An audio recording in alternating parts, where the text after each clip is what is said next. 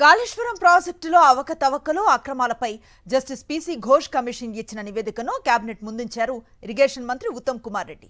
Ghosh commission ఇచ్చిన నివేదిక సారాంశాన్ని పవర్ పాయింట్ ప్రెజెంటేషన్ ద్వారా వివరించారు మంత్రి ఉత్తమ్. 650 పేజీల జస్టిస్ పీసీ ఘోష్ కమిషన్ రిపోర్ట్ను అధ్యయనం చేసి 60 పేజీల సారాంశాన్ని తయారు చేసింది అధికారుల కమిటీ.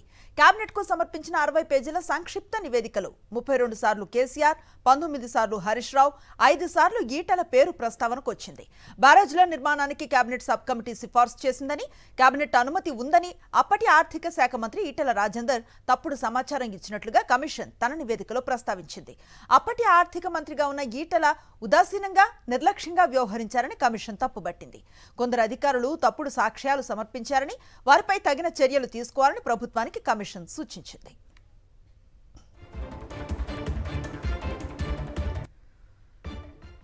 ఇదే అంశంపై పూర్తి సమాచారం మా కరెస్పాండెంట్ శేఖర్ అందిస్తారు. శేఖర్, చెప్పండి.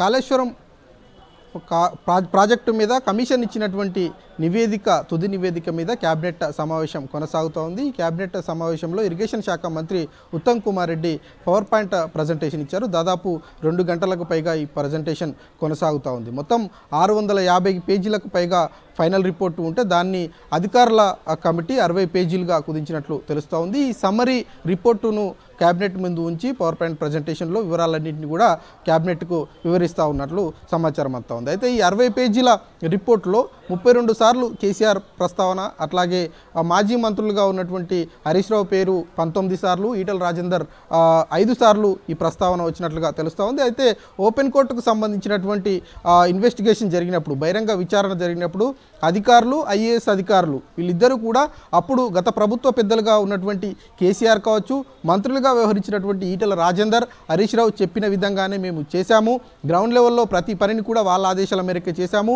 బడ్జెట్కు సంబంధించినటువంటి రిలీజ్ విషయంలో కూడా డైరెక్ట్గా కేసీఆర్ అట్లాగే హరీష్ రావు ఫోన్లు చేశారు అన్నటువంటి విషయాన్ని ఓపెన్ కోర్టులో స్టేట్మెంట్లు ఇచ్చారు. ఆ స్టేట్మెంట్ల ఆధారంగా ఫైనల్ రిపోర్ట్లో ఆ విషయాలన్నింటినీ కూడా కమిషన్ పొందుపరిచినట్లుగా ఇప్పుడు చాలా స్పష్టంగా అర్థమవుతున్నటువంటి పరిస్థితులు ఉన్నాయని చెప్పుకోవాలి. అయితే ఈ క్యాబినెట్ నిర్ణయానికి సంబంధించినటువంటి విషయం మీద తదుపరి చర్యలు ఏ రకంగా ఉండబోతున్నాయి అన్నటువంటి విషయం మీద మరికొద్దిసేపట్లోనే ముఖ్యమంత్రి రేవంత్ రెడ్డి మీడియా సమావేశాన్ని ఏర్పాటు చేశారు. ఆ మీడియా సమావేశంలో తదుపరి చర్యలు ఎట్లా ఉండబోతున్నాయి, లీగల్ ఒపీనియన్కి వెళ్తున్నామా, లేదంటే సిట్కి సంబంధించినటువంటి ఏర్పాటు జరగబోతుందా, అసెంబ్లీ పెట్టి అసెంబ్లీ సాక్షిగా ఇంకేమైనా చర్యలు తీసుకునేందుకు దిశగా ప్రకటన ఉండబోతుందా అన్నటువంటి విషయాలన్నింటినీ కూడా మరికొద్దిసేపట్లోనే ముఖ్యమంత్రి రేవంత్ రెడ్డి వివరించేటువంటి అవకాశాలు అయితే కనిపిస్తూ ఉన్నాయి. Anushree, right, thank you Shekhar.